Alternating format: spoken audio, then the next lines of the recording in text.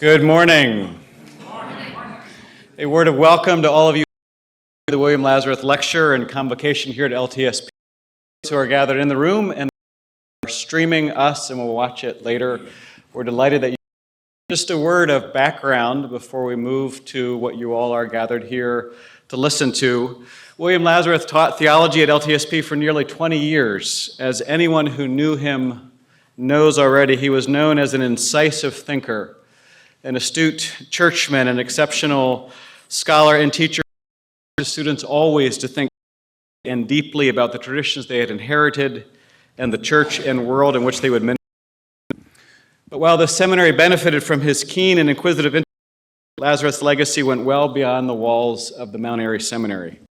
Author of a dozen books and numerous articles, oversaw the drafting of the World Council of Churches statement on baptism, Eucharist, and ministry, one of the most read and influential church documents of the 20th century. Intensely involved in the ecumenical movements of the Lazareth also served as a pastor, including pastor of Holy Trinity Lutheran Church in Manhattan, and as bishop of the Metropolitan New York Synod, lending each and really every office he held a gravitas and focus that few can emulate. Franklin Drewsfry, room over there named in his honor, my first colleague and a lifelong friend of Bill Lazareth, once said to me that he thought so much of Lazareth's later career could be traced back to the unsatisfactory experience he had as a first-year student at Harvard Law School, after which seminary. Had Bill gone to Yale or Harvard, Frank said, he would have found an approach to law that satisfied his temperament and probably would have ended up as a Supreme Court justice, rather than as a theologian and bishop. Thankfully for us, he went to Harvard. We are grateful for this servant of the church and alum of this school, just as we are grateful for the generosity of Hans and Siri Quitmeyer, members of Holy Trinity, where Hans served as church council president after Lazareth. Their gift is possible for us to continue cultivating a life of the mind and spirit. William Lazareth, I'm grateful that you agreed to come to that venue. I'll turn us now to Professor Storm Swain, who will lead us in a word of prayer.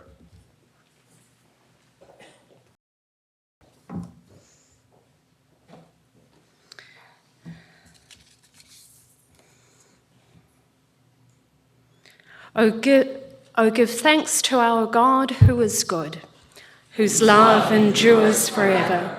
You sun and moon, you stars of the northern and southern skies, give God your thanks and praise. Rise and sunset, night and day, give to our God your thanks and praise. Mountains and valleys, glacier, avalanche, mist and snow, give to our God your thanks and praise. You redwood and pine, maple and birch, mosses and ferns, give to our God your thanks and praise. Dolphins and bluefish, sea lion and crab, coral, anemone, mussel and shrimp, give to our God your thanks and praise. Raccoons, turtle, flies and dogs, and sparrow, and owl and hawk, give to our God your thanks and praise. Indigenous and colonial, women and men, all who inhabit the land of the dawn, give to our God your thanks and praise. We pray for the hungry and the overfed. May we have enough. For the mourners and the mockers, may we laugh together. For the victims and the oppressors, may we share power wisely. For the peacemakers and the warmongers, may your truth and love lead us to harmony. For the silenced and propagandists, may we speak our own words in truth. For the unfed and the overworked, may our impress on the earth be kindly and sleek. For the homeless and the cosseted, may our homes be warm and welcoming. For the vibrant and the dying, may we all die In Christ's name we pray. Amen. I'd like to invite Dr. Katie Day, the Charles A. Sheeran Professor of Church and Society, to the podium to introduce Dr. Rasmussen.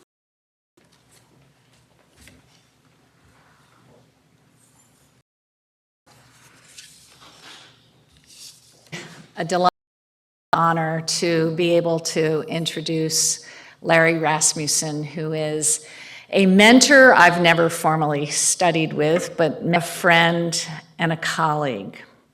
Many of you will recognize Dr. Rasmussen, his at Union Seminary, where he was the Reinhold Professor of Christian Ethics.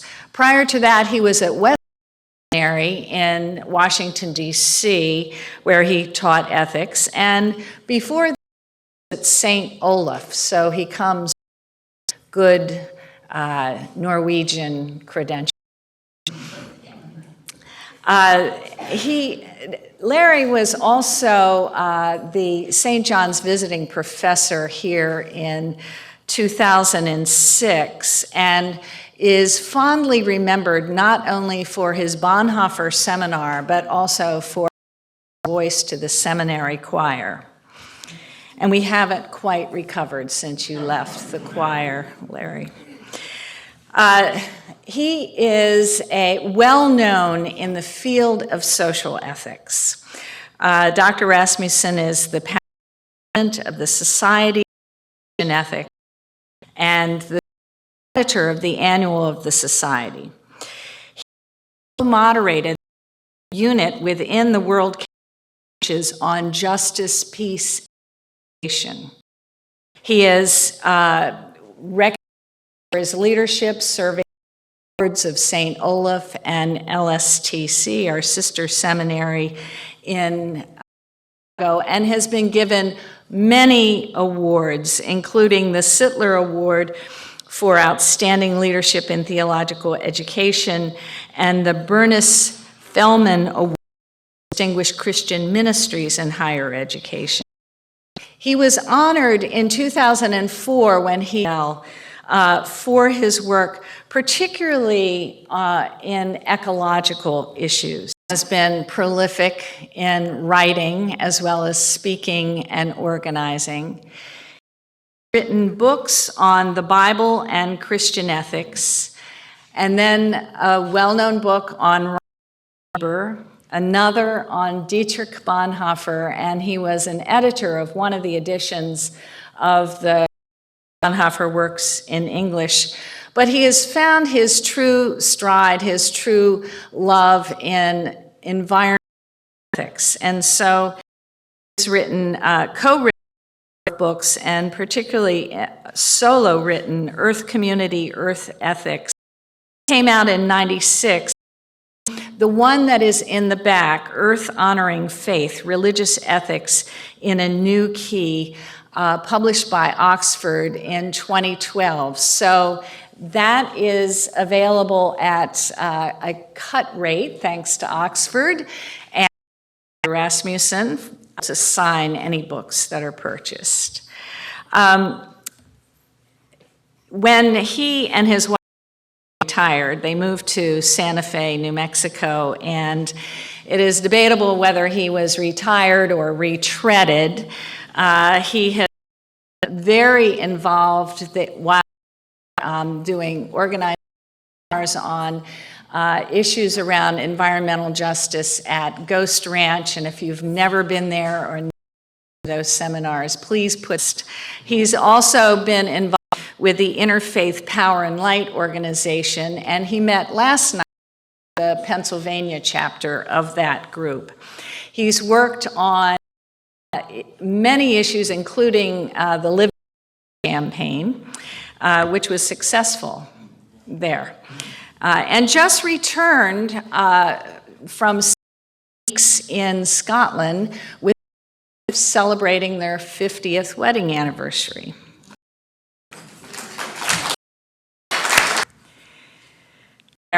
Back of his accomplishments is one with a warm and generous spirit.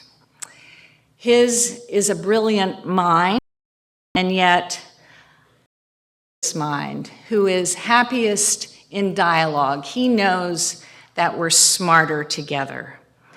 He values working together in collegiality and conversation, in tackling the most challenging ethical issues and life issues, the survival of our planet. Did I mention? It is my great honor to introduce Dr. Larry Rasmussen.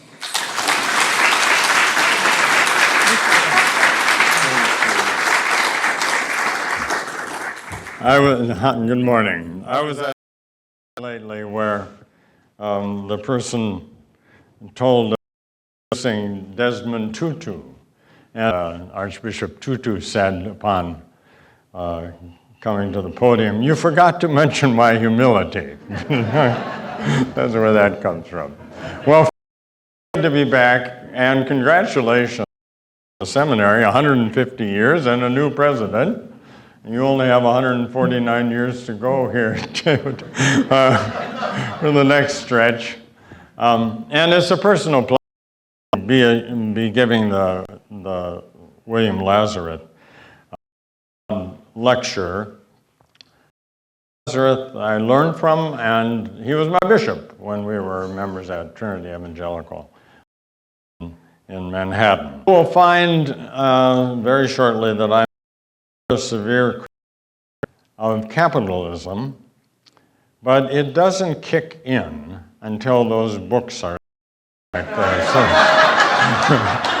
you can actually what will be the forthcoming paperback, so the way around. All right, from social justice to creation justice. What would it take, or what does it take? The Stone Age didn't end because we ran out of stones. The question is, will the fossil fuel age end because we've left, or Weber heard the latter? He ended his classic book, The Protestant Ethic and the Spirit of Capitalism, first published in 1904, with the modern capitalist order pictured as in which we've trapped ourselves, bound to, quote, the tremendous cosmos of the modern economic order. The lives of all of the individuals who are born into this mechanism are determined with irresistible force. Weber. And then he went on, perhaps this order will so determine them until the ton of fossilized coal is more than 100 years ago. On the very same March day that the Intergovernmental Panel on Climate Change, the IPCC, released its fifth assessment report on the scientific consensus about human-induced warming, ExxonMobil, the most profitable business in the history of money, issued a statement that it sees no end to the burning of oil and gas. Now, the difference between Weber in 1904 and the IPCC and ExxonMobil in 2014 is that now this tremendous economic cosmos supply of complex energy in the form of fossil fuels brings us the mounting trauma of a new epoch, us as planet home. A placard at the People's Climate March 3 weeks ago, yes, in New York City, put it this way: there is no planet B. That's the setting for this theme from social creation justice to take. But is that all? Isn't creation justice simply an intensification of social justice? Not least because those peoples and places impacted by climate change are those that have contributed least to it. Is not the urgency of social justice ratcheted up by climate change leads by its own logic to create justice. Island peoples displaced by rising seas or typhoons of biblical proportions, or subsistence farmers displaced by seasons and new pests and diseases, or coastal communities facing budget-busting protection, rising seas. Surely responses to extreme events such as these we must work collaboratively to the burdens equitably, meet elemental human needs. Moreover, haven't we already done the transition from social justice to creation justice long before neighbor's last ton of fossilized coal has become coal ash and greenhouse gas? The United Church of Christ, the Unitarian Universalists, Theological Seminary, and no less than the Rockefeller Brothers Fund are divesting from fossil fuels in the name of climate justice. So aren't we already on the way across the threshold to creation justice from social justice at just the right moment? I thought so, until I realized that what is now happening to Planet Home not only renders much social justice problematic, it carries the same disconcerting doubt. So while it is a time for all of us in communities to lead, and while justice-loving people like you are among those most able to do that on the ground, the lead in the time we have is something, I think, quite different from simply intensifying the kind of justice. Let me signal the difference between 1904 and 2014, that mental history that helps position us for new tasks. Let me also make an eventual conclusion that if social justice is not henceforth also creation justice, it too will fail. The difference that sends pounding crashing on all shores is this: a new age, a new earth age is upon us. The late Holocene run, 11,000 years, until our very recent past. Its distinctive mark, this geological epoch, has been climate stability sufficient to allow the triumph of life. Over and again is that the late Holocene has hosted a single human civilization to date. You can add a terms list up there. Say a prayer of thanks to the Holocene. It's been the time of our lives. Now our time, however, is another. Some scientists have already christened it the Holocene. God only knows why all geologists speak Greek, but they do. It means the wholly recent epoch. Anthropocene is from anthropos, human, excuse me, and so named because of the place of human influence throughout Earth's system. This anthropocene has modified the flows of most rivers and changed the catchment areas. This had more rock, soils, and landscapes than the last century did with volcanoes, earthquakes, and glaciers. The carbon cycle in the acidification of the oceans, acidifying they have for 8 million years, and the accumulation of solar radiation is a role that has fallen to this anthropos because this anthropos has taken it. This anthropos, the planet's nitrogen cycle. This anthropos now eternal death as a quickening pace. This has in fact a new geological epoch whose tattoo is not climate stability, bones in travail, the redemption of this anthropos. It is the literal one. A new earth age. Let me cite the summary from Climate Science as passed by one of the authors of 3 of the IPCC reports, Robert Stabens. Quote, to more than current greenhouse gas emissions in the atmosphere at the end of the century. This would push up average global temperature to 8 degrees Celsius and could mean the disappearance of glaciers, drought in the mid to low latitudes, decreased crop productivity, increased sea levels and flooding, vanishing islands and wetlands, greater storm frequency and intensity, the risk of species extinction, and a significant spread of infections. Well, the good news, a great awakening underway. I personally think the people March, including very significant presence on the faith community, is a tipping point for climate reality response. I happen to be in London, not New York, and in every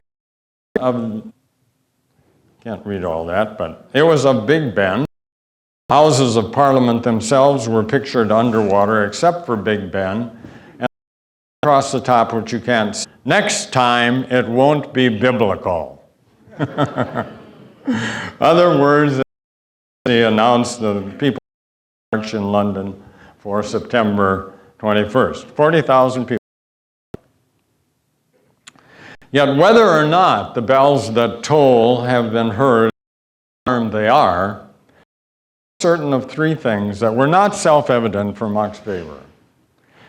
And all three scramble the reality for social justice. First, humanity is now the single most decisive of nature itself.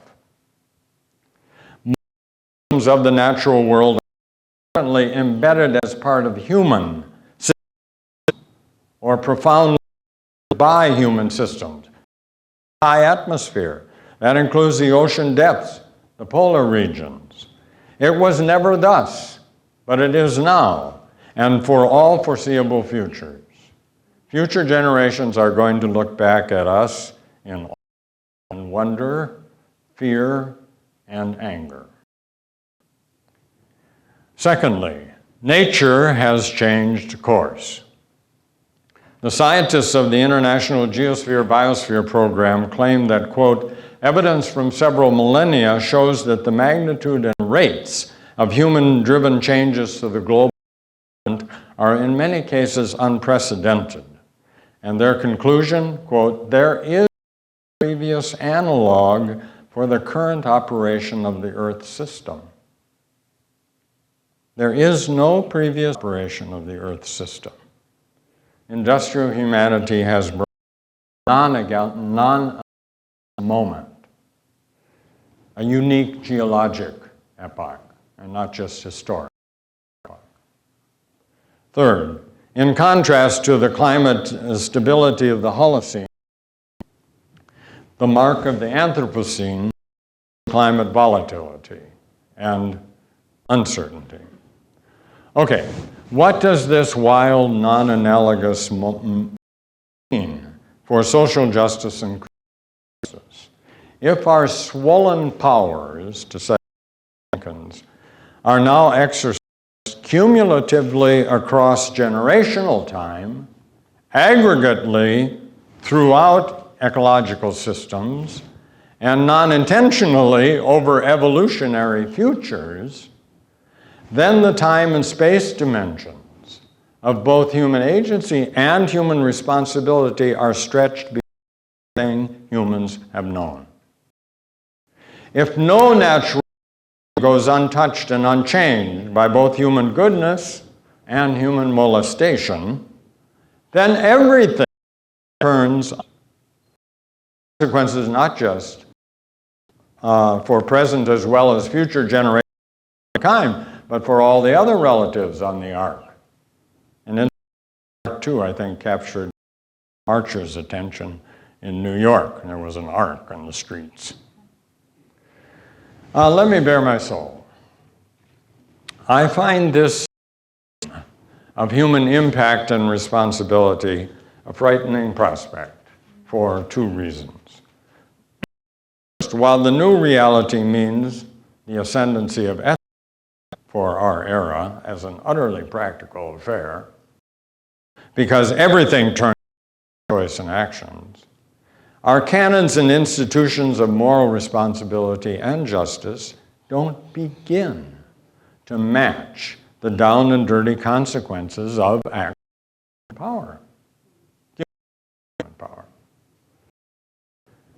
The neighbor we are to love as we love ourselves is no longer than space only. We will be the cause of unknown Jericho Road victims 3 generations hence, because we handed them a diminished and dangerous place. Put it this way, how are we to be good Samaritans we'll never meet? What canons and practices of present love and justice have that kind of reach? The greater reach of Homo sapiens sapiens, there's little evidence that human nature itself has budged much since Homer. Certainly not since Shakespeare, maybe not since Cain. Cited sinners, good at both shores. Yet what truly matters is tall, long-term righteousness. Are we capable? Is our nature consequences of time power? Cultures change and highly varied, even if human nature doesn't change a whole lot. So maybe we can do this, and there certainly have been and are cultures that are 7th-generation cultures. We can do this. Well, let me say it a little bit differently. Full of stories and people. Every way of life is a narrative lived as a day. So it's important to ask, as we exercise all too real dominion, by way of vast interlocking systems of great complexity, extended time, are the right story about ourselves and singing the right songs, living it well in a new epoch. And have we found the right music for hymning the earth differently? Probably not, if our best justice can bear the new form of responsibility needed for creatures with earth-altering powers. Indeed, present may, in its impetus, orphans. Now, at this I feel a little bit like the person bound for, and she's on the right road, stops a stranger to ask, "Can I get to?" "You can," comes the reply. Can we get to creation justice for a new earth age? We can, but present social justice may not start. I again list some changes that bring on the Anthropocene, ecumenical opinions against creation. But this time I ask, social justice readily identifies the following as compelling justice issues. Here's the list: disappearing species, eroding soils, altered gene pools, collapsing fisheries, souring seas, melting glaciers, river delta dead zones, migrating pests and diseases, rising sea levels, biodiversity loss, bleaching coral reefs, surface temperature climbs, more intense storms and flooding, deeper drought, climate instability. Next question. If climate volatility and the rest of that list are morally awkward, justice, what would it take to transform justice so as to become creation justice, while at the same time not losing the fire of social justice? What would it take, for example, for a preferential option for the poor to also be a preferential option for renewing planetary creation? The fire of social justice must not be lost because climate change makes social justice both more difficult and more urgent. Difficult because injustice has a farther reach in space and probably fewer resources, at least relative to the scale of the problems. And more urgent because, as mentioned, those who contribute least to climate injustice are those who suffer from it. Indeed, with climate injustice, life as unfair is on steroids. So is it not a time to ask with fierce honesty whether social justice can be for its vote? Turn to why modern Protestant social justice emerged in the first place. It arose in what was identified early in the social question or the modern social problem, end quote. The phrases are those of Ernst Troeltsch, a contemporary of Max Weber's. Troeltsch was responding to the iron cage consequences of the cosmos of industrialized nature in 1911. The social problem is vast and complicated. It includes the problem of the capitalist economic period and of the industrial proletariat created by it, and of militaristic and bureaucratic giant states, of the enormous increase in population, which affects land world policy, mechanical technique, which produces enormous masses of materials and links up and mobilizes the world for purposes of trade, but which also men and labor like machines, end quote. These were the consequences of the economy that was made famous in Adam's work of 1776, the inquiry into the nature and causes of nations. Smith had already identified capitalism, not by Smith, by French philosopher, and it was already a world-shaping power. Not that many years later, Karl Marx, shocked and awed by this capitalism, wrote the following. This was in 1840. The bourgeoisie, during its rule of scarce 100 years, has created more massive forces than have all generations together. Subjection of nature's forces, man machinery, application of chemistry to industry and agriculture, steam navigation, railways, electric telegraph, clearing of whole continents for canalization of whole populations conjured out of the ground.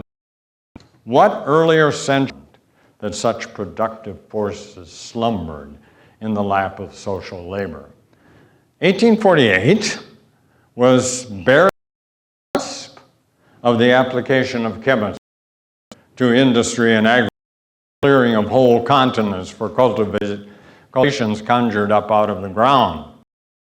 160 and later, all years and more belong to our earlier that nature's systems are now embedded in systems and profoundly influenced by them, the weather included. Really wrong. In the proletariat, the gravediggers of the bourgeoisie, and that the coming socialist capitalism, he was, like Troeltsch and Walsh in the Social Gospel, dead on about the atomization of society and the exploitative, alienating nature of industrial orders that nonetheless captivated people with the lure of enormous productivity and mounting material prosperity. Had all three, Rauschenbusch, Troeltsch, and Marx, been present in 2014, they would likely not have been surprised at the staying power of the social question and the fact that it has gone global. The unsettled, intact community still defines the gap between the rich and the poor, and while institutions of community and nation state struggle, still struggle to stave off action and unleashed economic forces, shifting identities, and unsure sovereignties. Might have saddened or maybe angered these students of early capitalism, it probably would not have startled them. Now, the social gospel and manifestations of Protestant-inspired justice soon responded across a broad front and on innumerable issues. Social justice work included the right to unionize, a minimum wage, decent and safe working condition, housing for women beyond hovels, the franchise, child laws, legal recourse to discrimination in hiring and firing, protests against obscene wealth for the robber barons but meager rewards for those receiving slave wages, and some beginning provisions then for child care and health care. Does the 21st century report anything else? Yes. And it was largely unnoticed by Rauschenbusch and Trelch, a little less so by Marx. The ecological question joined the social question. It too is the direct outcome and downside of the organization habits and exacting requirements of modern industrial technological society and its ever. It manifests itself as the unending transformation of nature, a parallel to the unending transformation of society, and both of them in pursuit of mammon. We cited its warning signs earlier: shrinking habitats, species, eroding soils, altered gene pools, polar region and glacial melting, levels, stronger storm surges, drought and deluge, etc. The social question, too, the ecological question, has now gone global.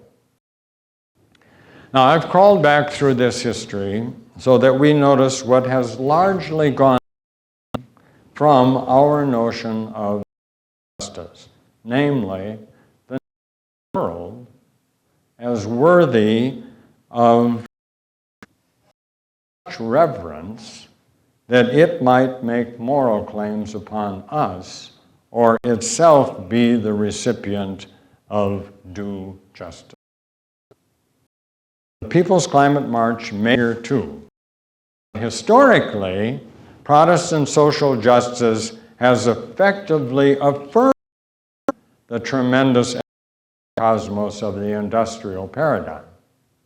Whether industrial socialism or quest of social justice and its glory has been to render the benefits and the burdens of the Industrial Revolution fairer in the lives of those determined by it. But this justice was itself captured by the economic social world upon which it depended, lock, stock, and oil barrel. Life lived on some assumptions such as the following. The ecological question that now is. As I read these assumptions, and they are the assumptions of the industrial paradigm, ask not only hold true, but whether they hold true for our justice, storehouse of resources for human use. The commission to use nature. Nature is malleable and can be reconfigured for human ends. Human has the right, perhaps even the calling, to use nature's resources in its material standard of living. The most effective means to raise material standards of living is ongoing economic growth. The quality of, all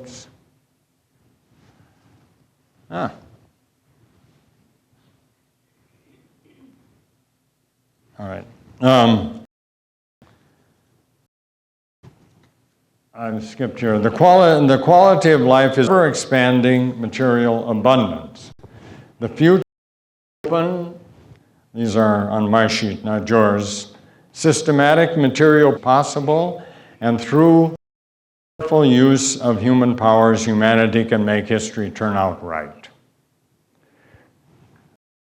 I love is this one. The things we create are under our control. The good life is one of productive labor and material well-being. The successful person is one who achieves and is on his or her own. Both social progress and individual interests are best served by achievement-oriented behavior in a competitive and entrepreneurial environment. A work ethic is essential to human satisfaction and so will attain their goals. There is freedom in material abundance. People have more, their freedom of choice is expanded, and they can and will be. Now, all of this, I think, is first cousin to Frederick Morton's nice little book called Crosstown. Morton, who's narrowed crosstown bus in Manhattan, describes the fatigue on the faces of the passengers as, quote, classically Judeo-Christian. Imitating the God of our civilization, Morton says, no other people had a Sabbath, he writes. No other people needed one. Differently said, social justice, as it emerged here, while admirably fair play and outcome for human communities, justice shorn a sophisticated doctrine of creation. Creation as the decor for the and a storehouse of resources to be tapped for Homo sapien benefit. The ecological question has little presence in either the formation or the execution of this justice. This is justice that assumes human well-being is primary, even though our well-being is always derivative of something more basic, namely planetary well-being. This justice also assumes that the basic unit of human itself is human society. It is not, comprehensively, with all of the primal elements, earth, air, fire, water, truly primary. The human good is not even possible without care for the of the planetary commons. And the working understanding of creation here is unworthy. Even seems to exist for all practical purposes only in relation to one late arriving species perched on one little twig of the life. Not only the kids, the cosmos and its creator and sustainer. Now, please understand much of what Protestant social justice has included and has accomplished. It has taken on the vital issue mentioned, has been spot on, helping the means by which we now do race, gender, and class and cultural analysis, thereby demonstrating in detail the gross injustice of distributed benefits and burdens. Liberation theologies refine these analytical tools. Hebrew prophets, they made the locus and place a centerpiece, logical and social ethical method itself. That focus on power and that laying bare of injustice are precious gifts that belong to both social and environmental justice. Yet the humanity-nature dualism of most Western justice traditions work on a horse. Ahead aside the growing and unsustainable footprint of humanity in every natural domain that mattered. The carbon footprint, the water footprint, the biodiversity footprint, the ecological footprint, referring to land and energy footprints. The material footprint, meaning the measure of resources used. Now it looks like this. You won't be able to read all the fine print, you don't need to. First page of graph sustainable appetites that have as 1950. That's where the hockey lines really show up. The date on the left is 1750, the conventional date given for the onset of the Industrial Revolution. And then growth in each of these sectors, whether it's McDonald's restaurant or paper consumption or foreign investment or automobiles or telephones or international tourism, highly disparate factors. Then you have the screeching escalation. And it continues, and those lines continue going up in the decade that follows these graphs. This is the way of graphing on sustainability. And it's all driven by the top two factors in the left. The human population, which went from 1.6 to 6.1 billion, and now we're 7+ billion. On the top left, and then gross real GNP, think global economic activity. So human population and human economy drive all of the rest of this. Now, one way to read this is not just sustainability. You can't keep going. Those trends also to read that this is that unprecedented material abundance and well-being for billions of people. So this is a positive answer to one of the three classic economic issues and problems.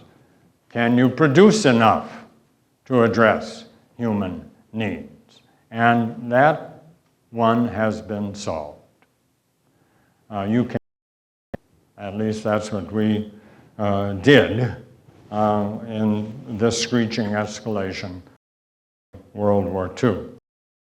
So this is a matter of human well-being, at least productivity for it, on the one hand, but on the other hand, this is what happened to the planet.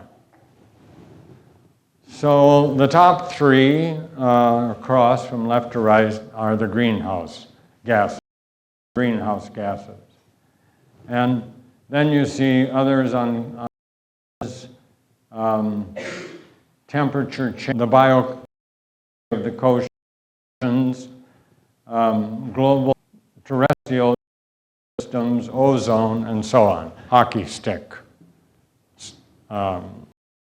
line, the same screeching escalation. But here, it's degradation at the expense of material well-being. So, this is what has brought on the Anthropocene. I'm keenly aware that we love this iron cage of Max Weber. To remember Frederick Jameson's quip, it's actually easier to convince Americans of the end of the world than it is to convince them of the end of capitalism. All right. The conclusion is twofold. First, we have the global reality that Naomi Klein describes in this way. Our economic system and our planetary system are now at war. More accurately, she says, our economy is at war with many forms on Earth, including life. What the climate needs to avoid collapse is a contraction in humanity's use of resources. What our economic model needs to avoid collapse is unfettered expansion. Only one sets of rules can be changed, and it's not the laws of nature, end quote. If the laws of nature don't permit infinite growth on a finite planet, social justice, such unfettered expansion, to become creation justice, a deep and policy transformation is required. And I'm going to finish with some suggestion in what I hope is just up, at least it is for me, a lot of questions about the relationship of social and creation justice. The first two order list of requirements are policy transformations. In keeping with Christian understanding of oikos, that for household, which is for our words ecology, economy, and ecumenics, economics and ecology must merge to become eco. That is to say, economics is all economic activity within the ecological limits of the economy upon which the human economy is built. And it pursues a three-part agenda of production, relative distribution is not precluded, provided it is ecologically sustainable and regenerative for the long term. The instability that large wealth and income gaps generate and bolsters rather than undermines the capacity of cultures to nurture and draw wisely upon their cultural biological diversity. In all events, the first law of economics must be the preservation of the earth economy. Second requirement is attention to the planet's climate energy system. Greenhouse gases heat, the sun does, but they trap it in a to the tribe. Even a few degrees difference can greatly how the oceans, the atmosphere, the community of life process this planetary energy. It's like your body. 98.6 degrees is normal, you're fine with that. Raise your temperature just a few degrees to 102, you've got a fever, and you generate some different bodily processes to raise it a couple more degrees, you probably see a coma. While Earth's climate energy system is complex it too is subject to vast changes initiated by only a few degrees of median warming. Now, my reason for this gloss energy system is Anthropocene energy use is markedly changing. While we are resetting the planet's thermostat, however, almost all attention to energy is about energy, resources, and use. Do we have enough to do what we want to do? Namely, continue to grow the economy to meet human needs and wants. Are we energy independent is another question. And if not, how do we secure independence? And how will energy be distributed fairly? These discussions all without first asking what energy sources and uses are mandated by its energy system. Human energy use is primary. Then so should drill, baby spill, we'll clean up the mess, pay the fines, and move on to the next quarter's profit, most profitable of all businesses. This is exactly backwards, as climate scientists readily explain. The first law of energy is preservation of the planet's climate energy system as conducive to life. Human energy use is derivative of the planet's.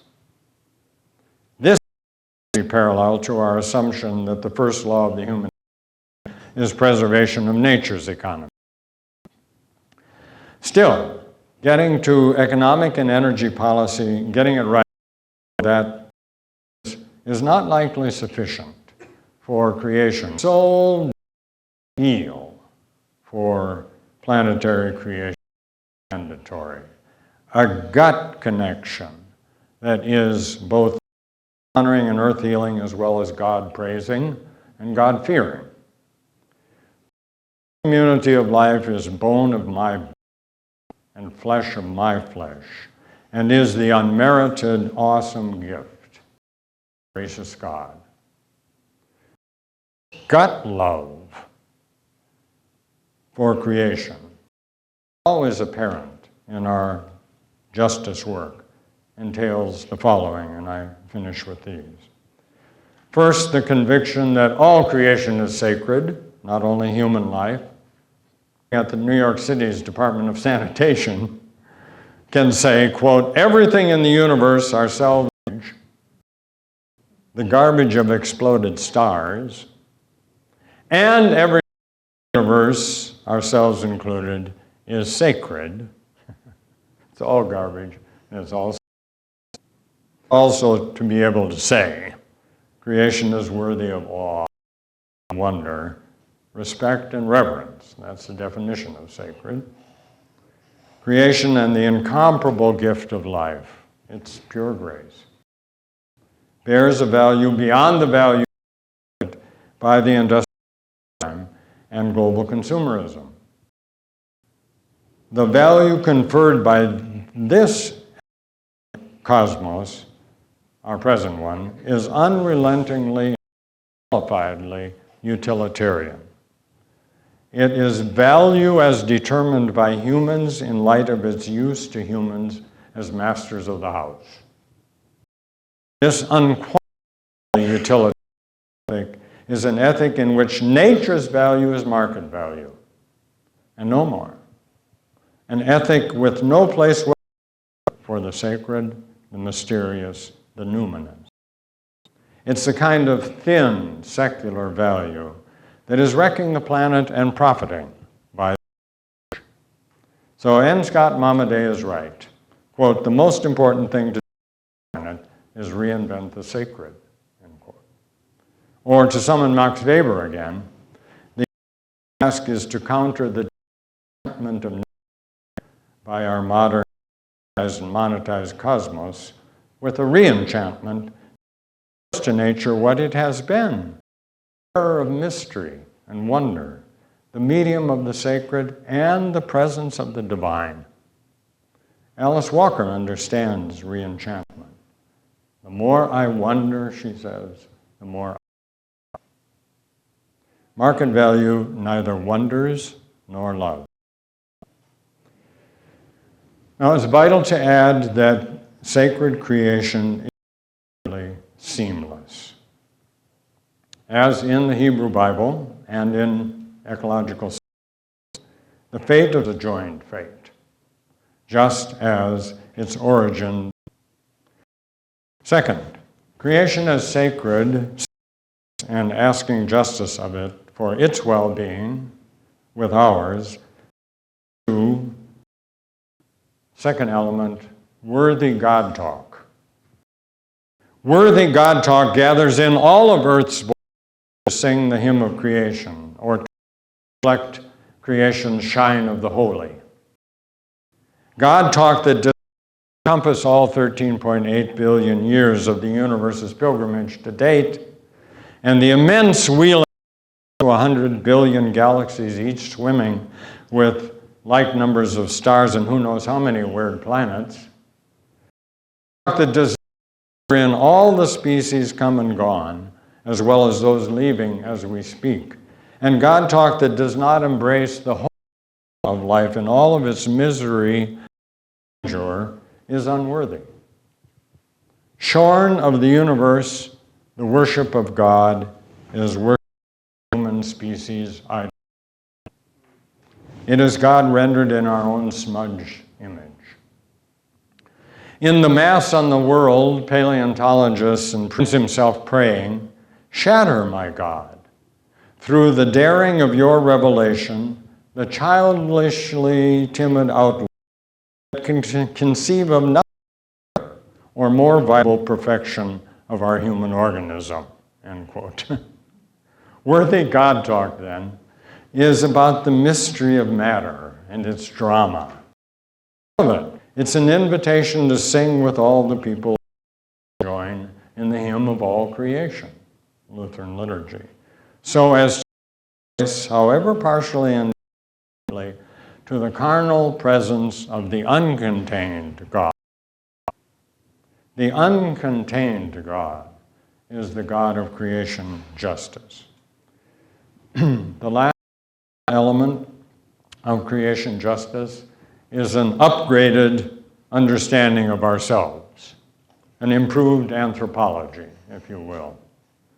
Our present segregated sense of ourselves is a miserably shrunken grasp of who we are in the cosmic beings. From both a scientific and religious point of view, we are fearfully and wonderfully made. In the phrase of the psalmist, Psalm 139, we're the handsome fruit of two wombs, our mother's and Mother Earth's. So the singer sings of God, for it was you who formed my inward parts. You knit me together in my mother's womb. I praise you, for I am fearfully and wonderfully made. Wonderful are your works, that I know very well. My name was not you when I was being made in secret, intricately in the depths of the earth. Your eyes beheld my unformed substance. In your book were written all the days that were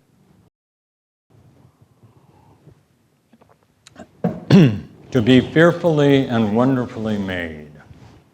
Across the stop and start eons of married life. To belong to life's drama and grandeur and have a perch of our own on the great tree of life is our glory. To breathe the Jesus breathed and the same waters Moses did, to share DNA with life and be comprised of atoms about 14 billion years old, I just try to act my age, quips Joanna Macy. My atoms are 14 billion years old. Justice is creation justice. It draws on such grandeur and such transcendence as this. Okay, these three spiritual moral elements then added to fundamental change in economic and energy policy, I think are transforming social justice to creation justice. Creation deemed sacred and seamless, God talk worthy of the uncontained God, and a fearfully and wonderfully made self and human identity. With such tremendous economic cosmos of that last ton of fossilized coal, Weber, will have more than a match the wonder economy. Has it been better than in the services that only rose to heaven across the world? I sing in the Beit Tikva choir. Every year when I come to choir practice, my fellow bass, tell me again, where are you when you're Jewish? So I have to tell them, because I'm only there for the high holy days, the days of awe. But in these beautiful concluding Yom Kippur services, three almost random quotes. This is of awe. What are we as we stand in your present storm, a fleeting moment in the flow of time, a whisper lost among the stars? Or, we dust and ashes with divinity. Compounded of clay, we live in dimensions clay cannot enter, regions where the vibrate your presence.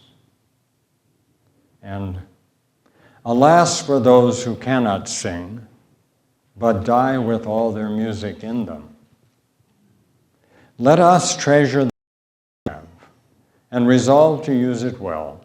Count it precious, a chance to apprehend some truth, to experience some beauty, to conquer some evil, to relieve some suffering, to love and be loved, to achieve something of lasting worth. Help us, Eternal One, to fulfill the promise that is in each of us. Conduct ourselves that generations hence it will be true. The world is better because for a brief space they lived in it. And I finish with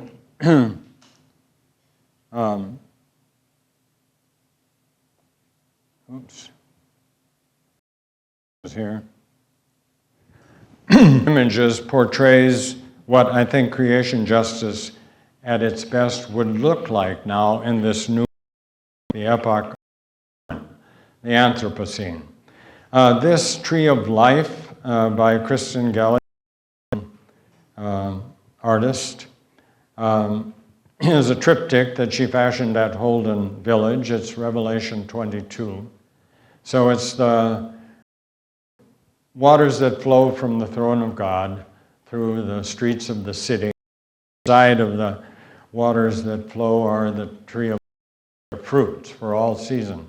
But you see what Kristen has done is to show the outsized place of the human now in the tree of life. We're not a little, we're the trunk. And it is kind of scaring about that reality. And then the Vietnamese, and I only have one footprint here, but the large has a human being walking. And the human footprint is coterminous with the footprint of the rest of life, so to speak. So really enhancing relationship of the human and the rest of the community of life. Thank you very much.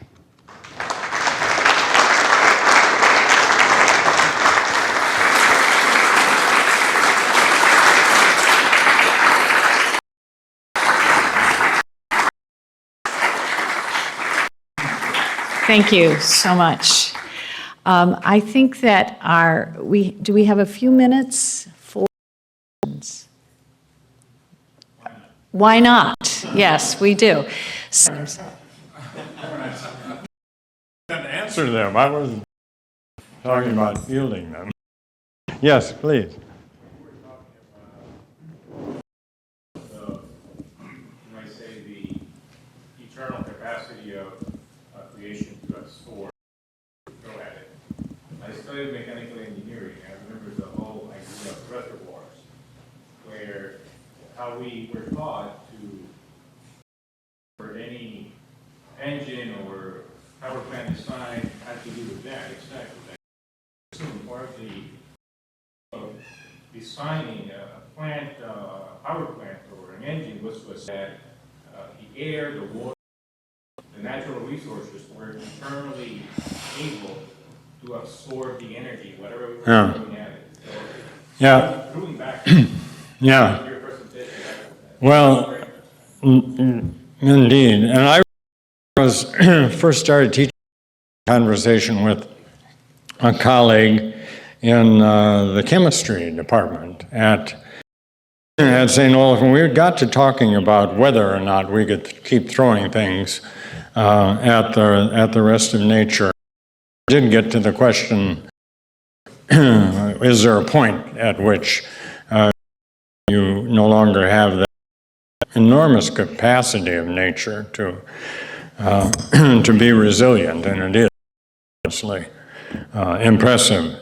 But his response to that was, I know that things happen, but then we'll just that. I mean, it was the same kind of assumption that you're talking about in engineering. There was really no to which you where you couldn't fix whatever problem came about. Yeah. Yes.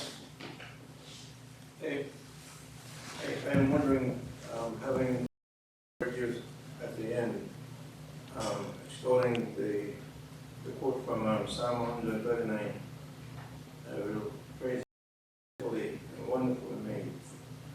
How is it that we got to the point where we are? Yeah. Wonderful and made. And what is it that in our theology that conditioned us in training? Talk about original sin. as opposed to what Matthew Fox talked about, the original blessing. And, and, and if we were created in the likeness of God, how is it that the universe of our creation has taken such an abuse by who were created so faithfully? Yeah. Thank you. Already begun a response. Let me add to it. There are a lot of the theological and cultural one that I think most people have understood is that the modern period, from the onset of the Industrial Revolution forward, participated in the West in this humanity-nature dualism. So we talk about humanity and nature. Well, as soon as you do it that way, and enemy lines in your own head, making that kind of separation. It was because we have to now create the built environment as our preferred habitat. And we didn't have to, because of stored energy in the form of compact fossil fuels, we didn't have to live by the seasons in order to produce, or we didn't think we had to. So if you have a built environment, preferred habitat, and you don't have to dictates of spring, summer, fall, winter, in your daily scrambling for your own well-being, then you've put yourself in a place which can imagine that you have control over the things of nature. So, and theologically, you've the Hebrew at that point, and you've abandoned most of the Christian understanding of creation as well. Yeah, you understand? Pardon? I said, I thank you for your gift. Yeah, thank you. I do want to add that